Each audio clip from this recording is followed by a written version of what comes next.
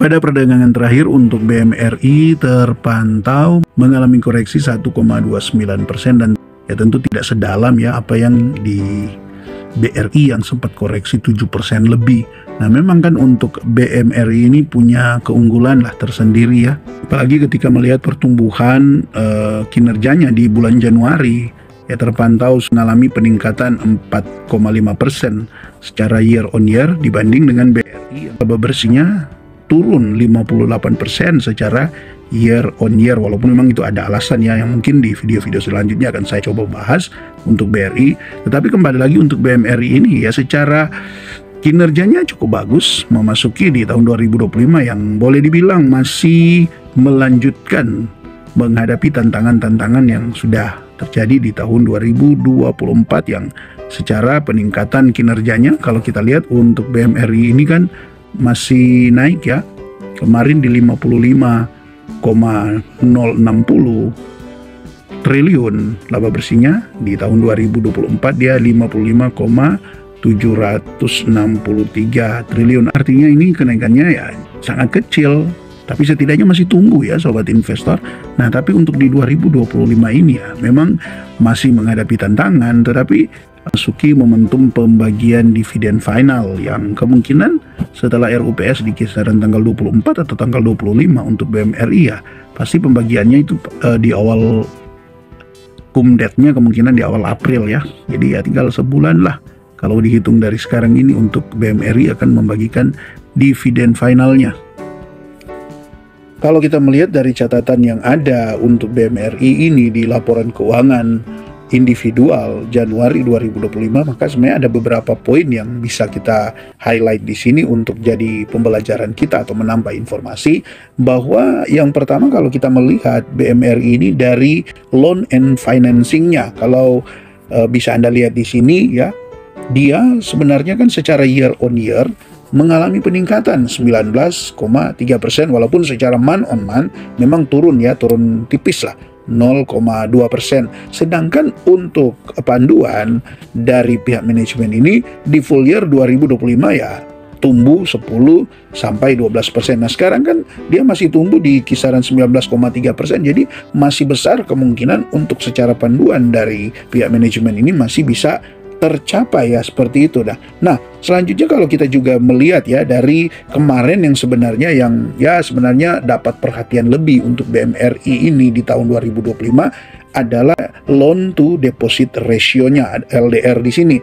Karena kalau kita lihat di sini ya dari catatan yang ada kemarin sampai di full year 2024 atau di Desember 2024 di sini dia sudah ada di 98,8%. Ini sebenarnya kan sudah masuk di kategori sudah cukup tinggi ya kredit yang disalurkan dibanding dengan dana nasabah yang ada, deposit yang ada yang bisa mencapai di sini 98,8%, yang tentunya semakin tinggi kan sudah mendekati 100%. Ini membuat ya likuiditas dari BMRI ini semakin mengecil ya, semakin tidak liquid untuk BMRI menyalurkan kredit ke depannya. Tetapi jadi berita bagus ketika memasuki di bulan Januari bisa Anda lihat justru dia sekarang tinggal di 93,7%. Nah ini peningkatan yang cukup lumayan ya sobat investor. Sementara kredit yang disalurkan memang ya turun ya 0,2% secara bulanan. Tetapi bisa Anda lihat untuk loan to deposit ratio-nya dari 98,8% di bulan Desember, bulan Januarinya tinggal 93,7%. Nah ini juga memang disebabkan kalau kita lihat naik ya, kita sampai di dana pihak ketiganya. Kalau kita lihat dana pihak ketiganya, kemarin sampai di bulan Desember dia hanya di 1.327 triliun. Sedangkan masuk di bulan Januari dia sudah di 1.394 triliun. Artinya ini ada peningkatan di kisaran 67 triliun ya. Ada peningkatan di kisaran 67 triliun dengan catatan bisa Anda lihat di sini ya untuk depositonya. Kalau kita lihat di sini untuk depositonya perbandingan antara bulan Desember dan bulan Januari 2025, secara month on month dia meningkat 10,6% untuk deposito. Sedangkan secara year on year-nya dia meningkat 17,5%. Nah, sedangkan kalau kita lihat ya juga di sini sobat investor, untuk dana murahnya ya, kalau kita lihat untuk giro ya, current account, kita lihat dia meningkat juga secara month on month, dia meningkat 6,8%, dan secara year on year meningkat juga 15,9%.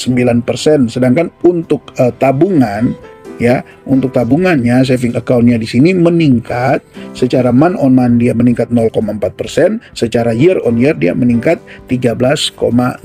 Artinya secara keseluruhan untuk kasa atau dana murah ya, dana murah dari BMRI ini meningkat secara month on month 3,7% dan secara year on year meningkat 14,5%.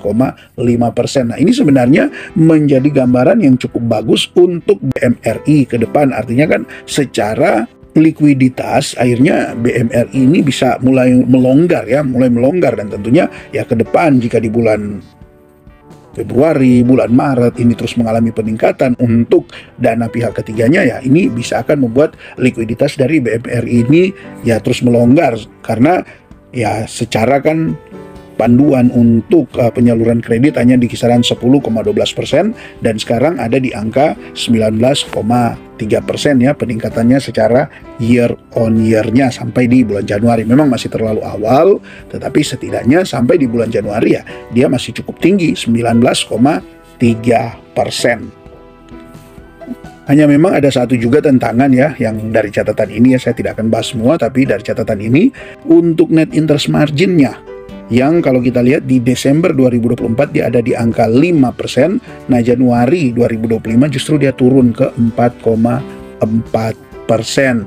Nah, sedangkan untuk panduan dari pihak manajemen di sini dia untuk net interest margin-nya di 5 sampai 5,2%. Artinya ini sebenarnya di bulan Desember ada di angka 5, sekarang justru turun ya net interest margin-nya. Nah, sebenarnya kalau memperhatikan ya, memasuki di kuartal 1, kuartal 2 ini sebenarnya kemungkinan besar bisa teratasi ya seandainya tidak terjadi lagi kenaikan suku bunga, karena kita tahu kemarin ya bulan September kalau tidak salah sudah ada pemangkasan suku bunga, kemudian dilanjutkan lagi di bulan Januari.